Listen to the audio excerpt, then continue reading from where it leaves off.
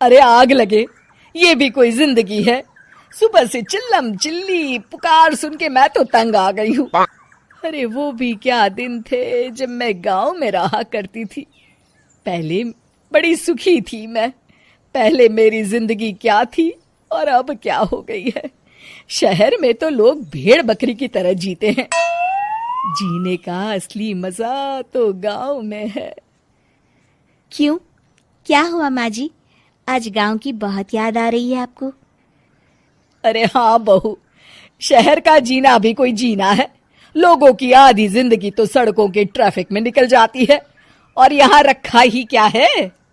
एक बात कहूँ, दिल्ली शहर अब पहले जैसा नहीं रहा। क्या माँ, जब देखो गांव के गुणगान गाती रहती हो। ठीक है, इस बार ना बच्चों के कॉलेज की छुट्टियों में हम सब गांव चलेंगे, ठीक है? हाँ, ये ठीक है। फिर कुछ दिनों के बाद सारा परिवार अपने गांव चला जाता है। अरे वाह, कितनी ताजी और साफ हवा है, कितनी शांति है यहाँ।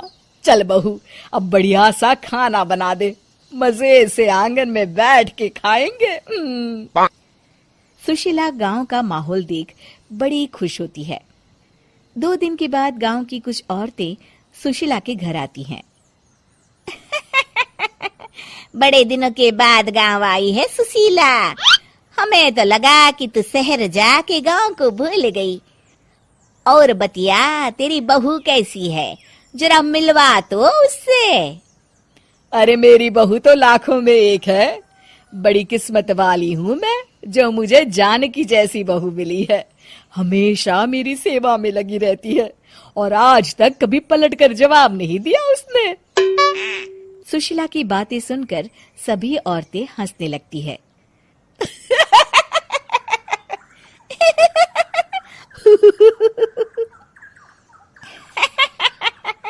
अरे कुछ भी बोले जा रही है। तबीयत तो ठीक है? तेरी बहू चांद से आई है क्या? क्यों बहनों, दुनिया की कोई भी बहू अच्छी होती है क्या? सब औरतें ममता की हाँ में हाँ मिलाती हैं। अरे मैं तो कहती हूँ दुनिया की हर बहू सास का खून चूसने वाली डायन होती है, डायन। मैं तो एक बिल में 1000 सांप के साथ रह सकती हूँ, लेकिन अपनी बहू के साथ नहीं रह सकती।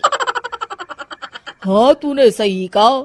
मेरी बहू तो तेरी बहू से भी 2 कदम आगे है। सब औरतों की बातें सुनकर ममता मन ही मन बड़बड़ाती है। अरे ये गांव सुधर गया, लेकिन औरतें नहीं सुधरी। अगर थोड़ी देर और इनकी बेवकूफी भरी बातें सुनूंगी तो मैं सच में पागल हो जाऊंगी। फिर सुशीला उन औरतों को घर से दफा कर देती है और राहत की सांस लेती है। अरे बहू, जरा बाम लाके मेरे सर पर तो लगा दे। उन औरतों की फालतू बातें सुनकर मेरा सर चकरा गया है। इस गांव की औरतों का तो भगवान ही मालिक है।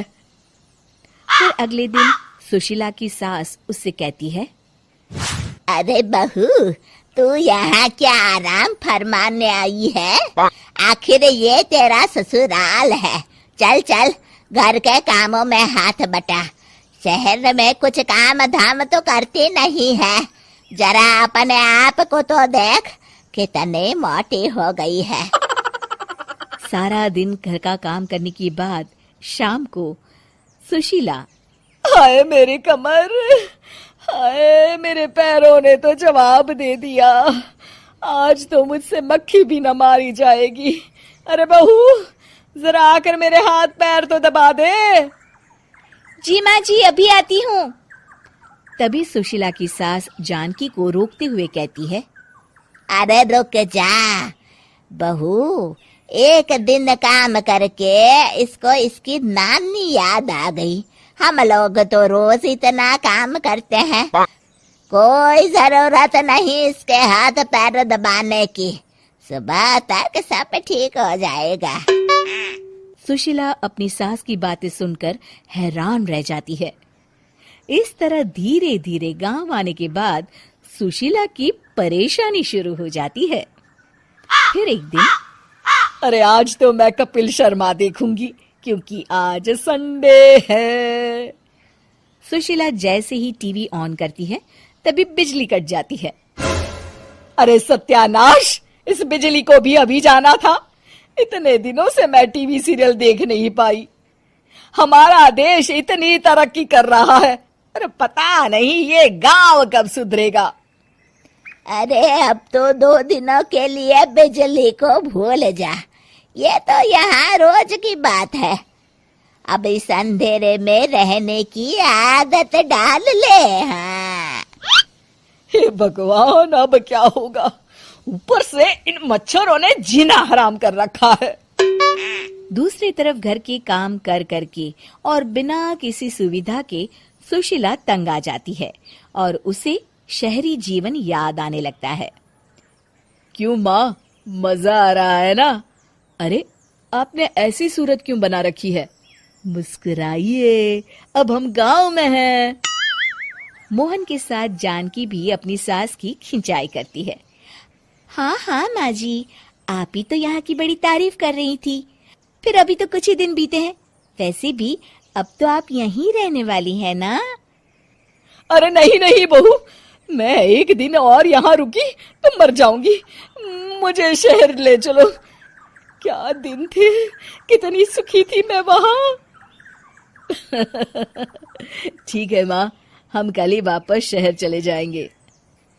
इस तरह सुशीला शहर आ जाती है और फिर कभी दोबारा गांव जाने की जिद नहीं करती।